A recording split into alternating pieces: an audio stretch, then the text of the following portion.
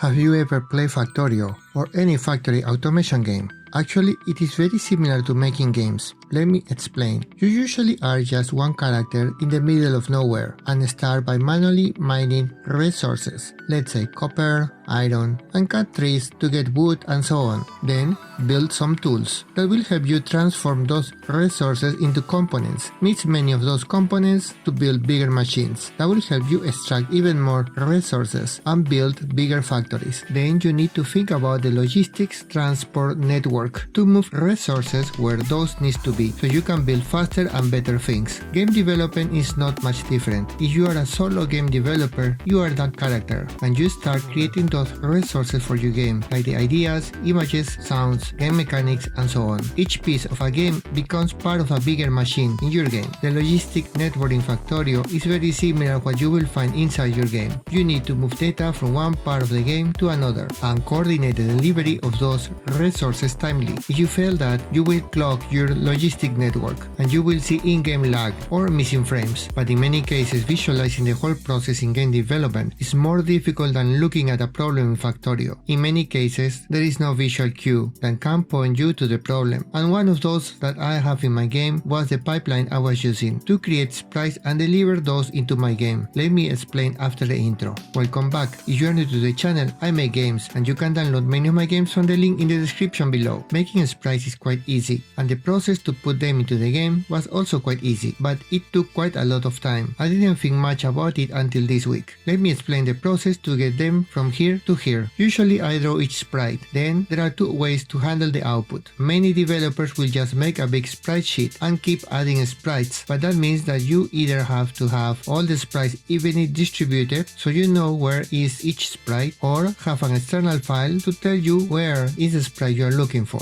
Building this manually for each sprite you add takes time. Not much, but it compounds over time. Each one can take you 10 seconds, or maybe more, so I do not advise doing this manually. Hundreds of sprites means many hours lost in repetitive tasks, and it's very easy to make a mistake. So what I do is just export the sprite as a single file, and then use a tool to put all the sprites together and create the mapping file automatically. And this usually takes less than a couple of seconds to finish. Once the sprite sheet is created, my toolchain needs to convert the output into something that my game can use. So this process runs every time I start my game. So each time I want to test a new sprite, I need to start my game and go to the place where I want to test it. And if something is wrong, I need to repeat the whole process and restart the game. It takes less than a minute to restart the game, but I wasted a lot of time going back to the place where I want to test the new sprite. This whole process can consume a lot of time. Even if it only takes a minute or two to complete, it is very annoying and distracting to do it. So my task this week was to automate this whole process. The good thing about using custom tools is that you can modify them as needed. So the first thing was to modify the tool that built the sprite sheets. Since I have a list of sprites, I can monitor the status of the sprites. So whenever a sprite is modified, the tool will automatically build a new sprite sheet. So one click less to do, saved about 2 to 3 seconds in the process. Even if this looks so little, in the past I made many mistakes and skipped this step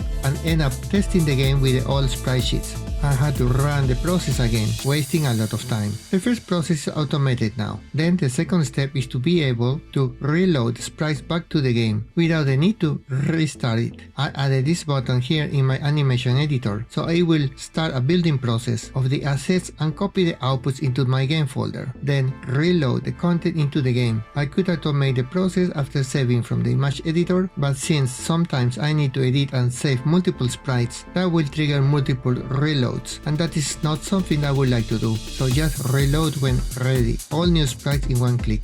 You can see the sprite just changed. It sounds quite simple, but it took me years to figure it out that I need to automate this process, and with it I can continue game development wasting less time. The other thing I started working this week is about some of the new attacks, and I added a headbutt that will be triggered if you want to punch an enemy, but only happens if you are too close. Usually games of this type will just render the punch animation even if the punch is rendered past the enemy. It doesn't look good, so many of the animations in this game will trigger depending on the distance to enemies, so you can have a more choreographed action and more entertaining. What do you think? Let me know in the comments below, and even if you do not have anything to say, just adding a simple comment like automation will help with algorithm. If you want to support my work, please click like and subscribe and click on the notification bell so you do not miss my next update. Thank you so much for watching my journey. See you next week.